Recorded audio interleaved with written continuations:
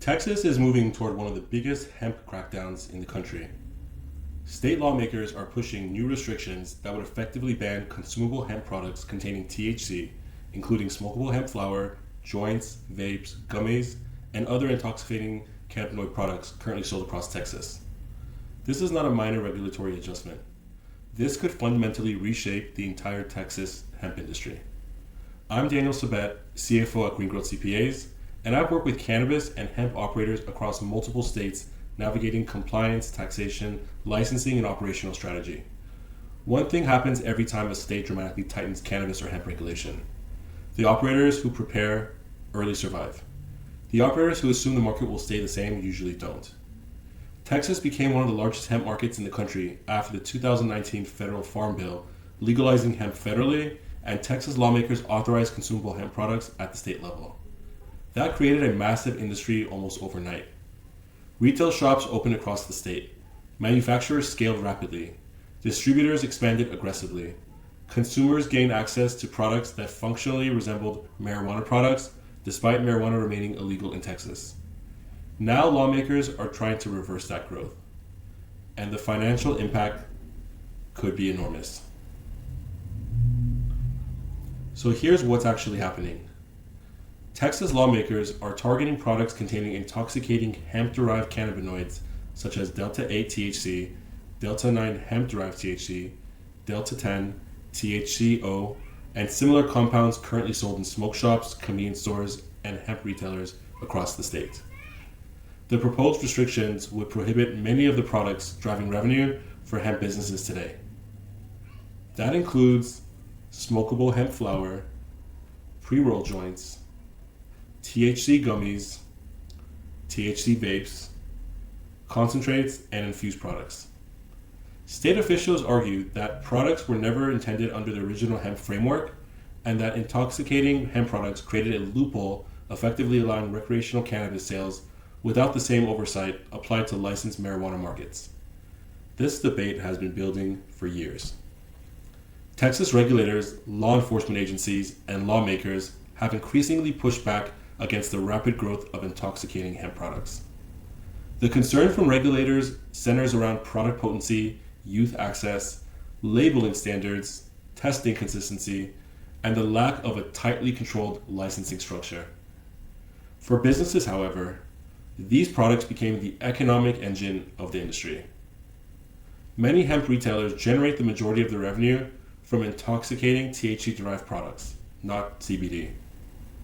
That distinction matters, because if these restrictions move forward, some operators can lose the majority of the revenue almost immediately. This is why the stakes are so high. This is where businesses begin separating into two categories. The first group reacts emotionally and assumes the market will eventually return to normal. The second group starts adapting immediately. I've seen this pattern repeatedly across cannabis markets. When California tightened enforcement, many operators delayed adjustments and burned through cash waiting for conditions to improve. When Oklahoma increased compliance enforcement, operators with weak systems collapsed under regulatory pressure. When Michigan pricing compressed, businesses without operational discipline disappeared quickly. Texas hemp businesses are now approaching a similar inflection point. Many retailers built their operations around products and may no longer be legal under the new framework.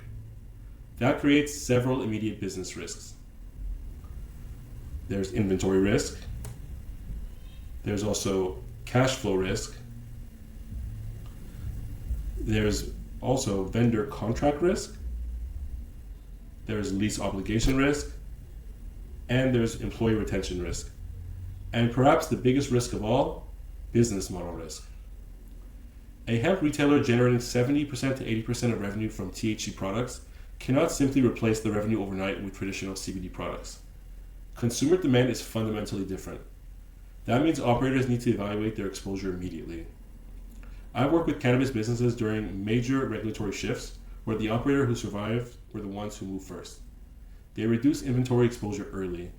They diversified revenue streams before restrictions hit. They lengthened cash reserves. They renegotiated leases and vendor agreements proactively. They built contingency plans before panic spread across the market. That preparation creates optionality. Businesses that wait until regulations are finalized often lose that negotiating leverage. They burn through their cash faster, and they make reactive decisions under pressure. And this extends beyond retailers. Manufacturers, distributors, wholesalers, packaging companies, and ancillary service providers across Texas could all feel downstream effects from a significant contraction in the hemp THC market. This is not just a product issue. This is an ecosystem-wide financial issue.